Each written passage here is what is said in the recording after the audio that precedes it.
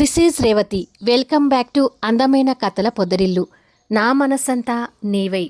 Episode number 314.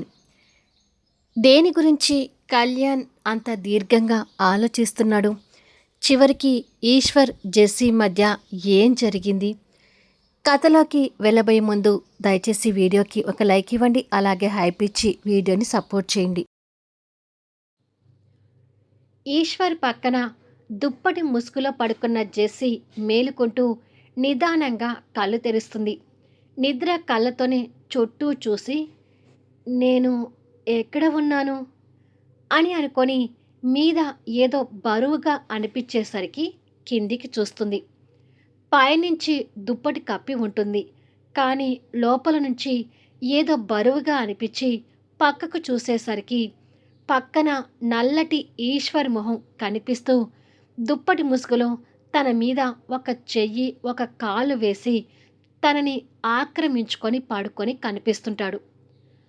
పక్కన ఈశ్వర్ని చూసి shock అవుతూ ఒంటి మీద కనపడాల్సిన వాళ్ళ ఇద్దరి బట్టలు ఫ్లోర్ మీద కనపడుతుంటే ఒక్కసారిగా కలవరపాటికి గురై రాత్రి ఈశ్వర్తో శారీరకంగా కలవటం గుర్తు తెచ్చుకొని ఏయ్ అని ఒక్కసారిగా గట్టిగా అరుస్తుంది.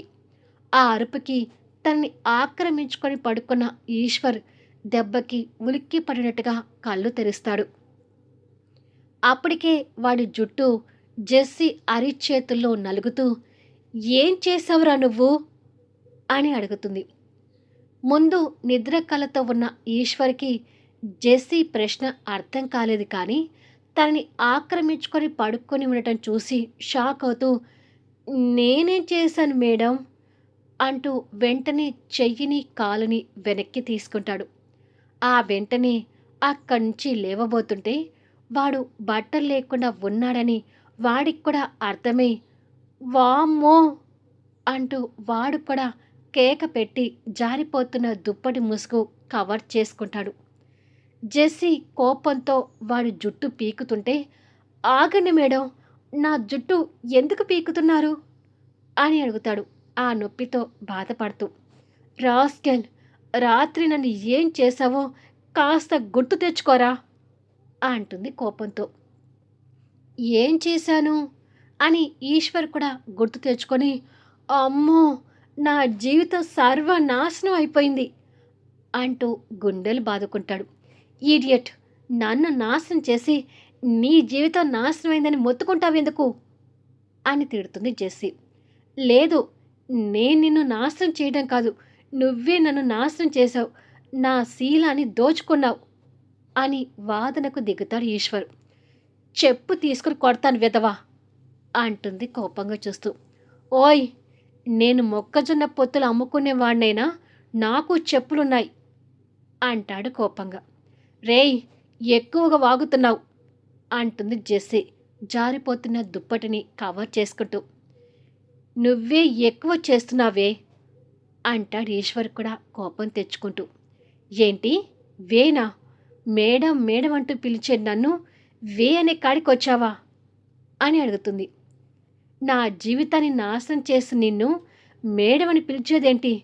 క్రాంతితో హాయిగా గడపాలి అనుకున్నాను, కానీ అంతా నాశనం అయ్యి నీలాంటి పుచ్చిపోయిన మొహంతో గడపాల్సి వచ్చింది అంటాడు ఈశ్వర్. రేయ్, మాటలో మర్యాదగా రానివు. సూర్యతో గడపాలనుకున్న నేను నీలాంటి బురదగుంట మొహంతో గడిపాను అంటుంది జెస్సీ. నాది బురదగుంట మొహమా అంటాడు ఈశ్వర్ వాదనకు దిగుతూ. నాది పుచ్చిపోయిన మొహం అయినప్పుడు నీది బురదగుంట మొహం కాకుండా ఎందుకు పోతుంది అని అంటుంది జెస్సీ ఏమాత్రం తగ్గకుండా. ఏయ్ అంటే ఏయ్ అంటూ ఒకరికొకరు తిట్టుకొని, అసలు మనం రాత్రి డ్రింక్ తాగినాక ఏమై ఉంటుంది, మనమిద్దరం శారీరకంగా కలవడం ఏంటి అని ఈశ్వర్ చిరాకు పడుతూ అడుగుతుంటే నాకు కూడా అది అర్థమై చావట్లేదు అంటుంది జెస్సీ దుప్పటి కవర్ చేసుకుంటూ. ఈశ్వర్ కూడా జారిపోతున్న దుప్పటి కవర్ చేసుకుంటూ అసలు ఏం జరిగిందో తెలియాలంటే ముందు మనం బట్టలు వేసుకొని బయటికి వెళ్ళి ఆ వెయిటర్ని కలవాలి అంటాడు. కానీ ఎలా? ఇద్దరి బట్టలు దూరంలో పడి ఉన్నాయి. అని అంటుంది. నువ్వు అలా అనుకుంటే ఇక మనమిద్దరం ఇలాగే ఉంటాం. అయినా రాత్రి నీ బాడీ మీద ఎక్కడెక్కడ పుట్టిమచ్చలు ఉన్నాయో చూశాక ఇంకా ఎందుకు నా దగ్గర నీ ఒళ్ళు దాచిపెట్టుకోవడం అంటాడు ఈశ్వర్.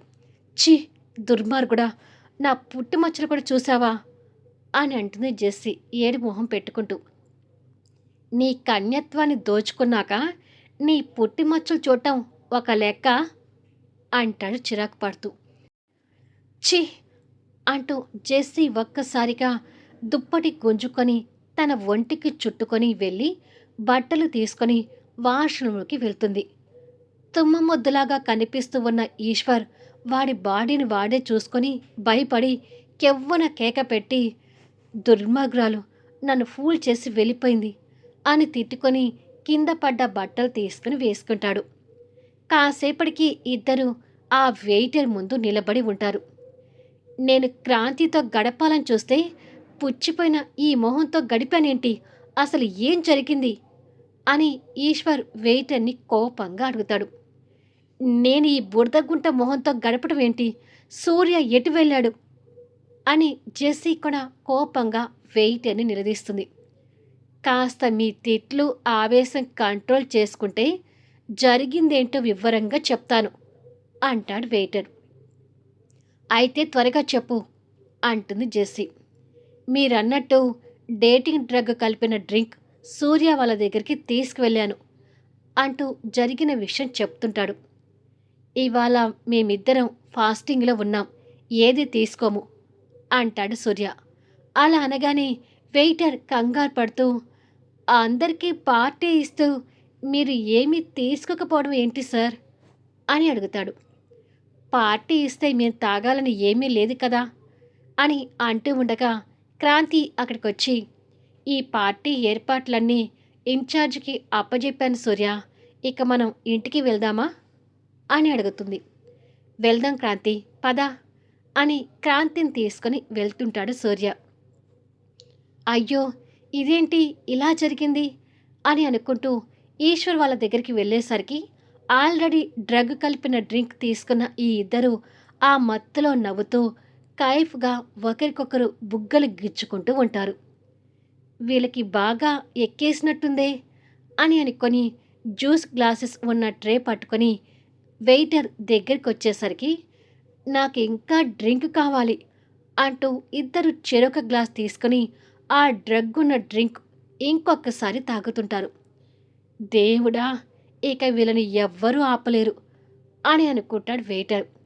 అసలే లైంగిక తాపంతో ఉన్న ఆ ఇద్దరు ఇంకాస్త డ్రగ్ తీసుకునేసరికి వాళ్ళల్లో వాళ్ళే కంట్రోల్ చేసుకోలేక ఒకరికొకరు హగ్ చేసుకొని పిచ్చిగా ప్రవర్తిస్తుంటారు.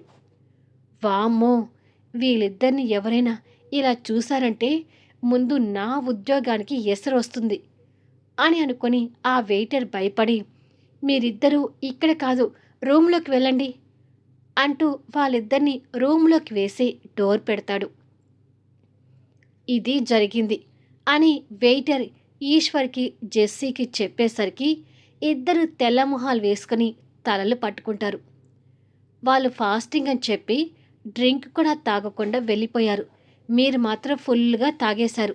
మిమ్మల్ని అలా వదిలేస్తే మిగతా జనాల మీద పడేలాగా ఉన్నారు, అందుకే మీ ఇద్దరిని ఒకే రూమ్లోకి తోసేశాను అని చెప్తాడు వెయిటర్. ఛా, మనం డ్రింక్ తాగకుండా ఉండి ఉంటే ఇలా జరిగి ఉండేది కాదు కదా, అంతా నీ వల్లే దుర్మార్గుడా అంటూ జెస్సీ ఈశ్వర్ని తిడుతూ ఉంటుంది. ఏయ్, నేను అసలే నా ప్రిన్సెస్ని మిస్ చేసుకొని నా శీలం పోయిందని బాధలో ఉంటే మధ్యలో నీ గోలేంటి అంటూ ఈశ్వర్ చిరాకు పడతాడు. చూడండి, మీరు తిట్టుకోవాలంటే ముందు ఈ హోటల్ నుంచి బయటపడి తిట్టుకోండి, ఇక్కడ మాత్రం ఉండొద్దు అని ఆ వెయిటర్కి వాడి ఉద్యోగానికి ఏదైనా ఎసరు వస్తుందనే భయంతో వీళ్ళిద్దరినీ బయటికి గెంటుతాడు. విషయం తెలుసుకున్న భానుమతి కూతురు చంప చెల్లున పగలకొడుతుంది. ఆ దెబ్బకు వెళ్ళి అక్కడ ఉన్న సోఫాలో పడుతుంది. కూతురి జీవితం నాశనమైనందుకు పరశురాం కూడా తల పట్టుకొని కూర్చుంటాడు. జెస్సీ మండుతున్న చెంప పట్టుకొని, ఏంటమ్మా నన్ను కొట్టావు అని అడుగుతుంది కోపంగా తల్లిని చూస్తూ. కొట్టడం కాదే, నిన్ను చంపేసినా పాపం లేదు. చెరపుకురా చెడేవు అని పెద్దలు ఊరికనే అన్నారా? అసలు అలా ఎలా అంత నీచానికి దిగజారిపోయారే అని అడుగుతుంది భానుమతి.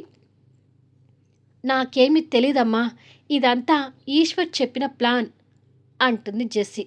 ఛీ, నోర్మి, మీ ఇద్దరికి తోడు వాడొక్కడు అని తిట్టి భర్తని చూస్తూ, ఇదంతా మీరు దానికి అలుసివ్వడం వల్లే జరిగింది.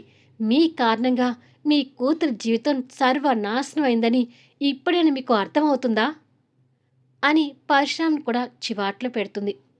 మధ్యలో నాన్న ఏమన్నాడని నాన్నని తిడుతున్నావు? ఈ ప్లాన్ అంతా ఈశ్వర్దని చెప్తున్నాను కదా. ఇవాళ ఇది జరిగిందంటే దానికి ముమ్మాటికి కారణం ఈశ్వరే అని జెస్సీ అంటూ ఉండగా ఈశ్వర్ లోపలికొచ్చి, ఏంటి మేడం, నన్ను రమ్మన్నారు అని అడుగుతాడు భానుమతిని. మత్తులో నా కూతురి జీవితాన్ని నాశనం చేశావు. ఇప్పుడు నా కూతురి భవిష్యత్తు ఏంటి అని అడుగుతుంది భానుమతి. భవిష్యత్తు ఏంటి అని నన్ను అడిగితే నేనైనా ఏం చెప్తాను అంటాడు ఈశ్వర్ చిరాకు పడుతూ. నిన్ను కాకపోతే ఎవరిని అడగమంటావు ఈశ్వర్ అని అడుగుతుంది భానుమతి. ఇందులో నా తప్పు ఏమీ లేదు. ఈ ప్లాన్కి డైరెక్షన్ చేసింది మీ మొగుడుగారు అంటాడు ఈశ్వర్. అది విని భానుమతితో పాటు జెస్సీ కూడా షాక్ అవుతుంది. అదే నిజం కాబట్టి పరశురామ్ భార్యకి కూతురికి మొహం చూపించుకోలేకపోతుంటాడు. ఏయ్, ఏం మాట్లాడుతున్నావు నువ్వు అని అడుగుతుంది జెస్సీ ఈశ్వర్ మీద కోపం తెచ్చుకుంటూ. ఉన్నది మాట్లాడుతున్నాను. డైరెక్ట్గా ఈ ప్లాన్ గురించి కూతురుతో మాట్లాడితే బాగోదని మీ నాన్న నన్ను పిలిపించి నేను క్రాంతితోనూ నువ్వు సూర్యతోనూ గడిపేలాగా ప్లాన్ చెప్పాడు. ఆ డ్రగ్ లైట్గా మనల్ని కూడా తీసుకోమని మీ నాన్నే చెప్పి ప్లాన్కి డైరెక్షన్ చేశాడు. తీరా ప్లాన్ ఇలా అట్టర్ ప్లాపై కూర్చుంది అంటాడు ఈశ్వర్. ఆ మాటలకి భానుమతి ఇంకా షాక్ అవుతుంటే, ఏంటి నాన్న వీడనేది? వీడు చెప్పేది నిజమేనా? మమ్మల్ని కూడా మీరు డ్రగ్ తీసుకోమన్నారా అని అడుగుతుంది జెస్సీ. పరశురామ్ జరిగిన పరిణామానికి గిల్టీగా ఫీల్ అవుతూ సోఫాలోంచి లేచి నిలబడి, తీసుకోమని చెప్పానమ్మా అని అంటాడు. భర్త మాటలకి భానుమతి కొయ్యబారిపోతే జెస్సీ కోపం తెచ్చుకుంటూ, అసలు మమ్మల్ని డ్రగ్ ఎందుకు తీసుకోమన్నారు నాన్నా అని అడుగుతుంది. కారణం ఉందమ్మా. ప్లాన్ అనుకున్నట్టుగా జరిగి ఉంటే డ్రగ్ మీరిచ్చారనే అనుమానం సూర్యకి క్రాంతికి కలుగుతుందని ఉద్దేశించి మీ మీద తప్పు రాకూడదు అనుకొని ఏదో పొరపాటుగా ఆ డ్రగ్ మీ నలుగురికి చేరింది అనుకోవాలనే ఉద్దేశంతో ఇలా ప్లాన్ చేశాను. కానీ చివరికి ఇలా జరుగుతుంది అని అస్సలు ఊహించలేదు అంటాడు బాధపడుతూ. పరశురామ్ మాటలకి తల్లి కూతురు నోటి వెంట మాట రాక మౌనంగా ఉండిపోతే, అర్థమైంది కదా ఈ ప్లాన్ వెనక మీ నాన్న ఉన్నాడని అంటాడు ఈశ్వర్ జెస్సీని కోపంగా చూస్తూ. ఛీ, అదొక తండ్రి, ఇదొక కూతురు. మీ చేతులతోనే మీ కూతురు జీవితాన్ని నాశనం చేశారు అని భానుమతి భర్తను తిడుతుంటుంది. అబ్బా, జరిగిన దానికి నేనే షాక్లో ఉన్నాను. ఇంకా నీ తిట్లతో నన్ను చంపకే అంటాడు పరశురామ్. ఇక నేను వచ్చిన పని అయిపోయింది కదా, ఇక మీకు నాకు రామ్ రామ్ అని చెప్పి ఈశ్వర్ వెళ్ళబోతుంటే, ఆగు అంటుంది భానుమతి కోపం తెచ్చుకుంటూ. ఆ మాటతో ఈశ్వర్ ఆగిపోయి వాళ్ళ వైపు నిర్లక్ష్యంగా చూస్తుంటాడు. భానుమతి దగ్గరికొచ్చి, జరిగిందేదో జరిగిపోయింది, ఇప్పుడు నా కూతుర్ని పెళ్లి చేసుకో అని అంటుంది. ఆ మాటకి పరశురామ్ షాక్ అవుతుంటే ఈశ్వర్ ఆశ్చర్యంగా చూస్తుంటాడు. ఇక జెస్సీ కోపం తెచ్చుకుంటూ, ఏంటమ్మా నువ్వు మాట్లాడేది? నేను మొక్కజొన్న పొత్తుల వాడిని పెళ్లి చేసుకోవడం ఏంటి అని అడుగుతుంది. ఏయ్, మాటలు మర్యాదగా రానివ్వు. నువ్వు నన్ను పెళ్లి చేసుకుంటానన్నా నేను నిన్ను పెళ్లి చేసుకోవడానికి సిద్ధంగా లేను అంటాడు ఈశ్వర్. మళ్ళీ నెక్స్ట్ వీడియోలో కలుద్దాం. ఇప్పుడు ఈశ్వర్ కూడా వద్దు అంటే జెస్సీ జీవితం ఏంటి? ఆసక్తికరమైన కథనాలతో అద్భుతంగా సాగే కథా వీడియోస్ని మిస్ కాకుండా చూడండి. కథ నచ్చితే దయచేసి లైక్ చేయండి, హైప్ ఇవ్వండి. మీ అమూల్యమైన కామెంట్స్ షేర్ చేయండి. Thank you for లీజనింగ్.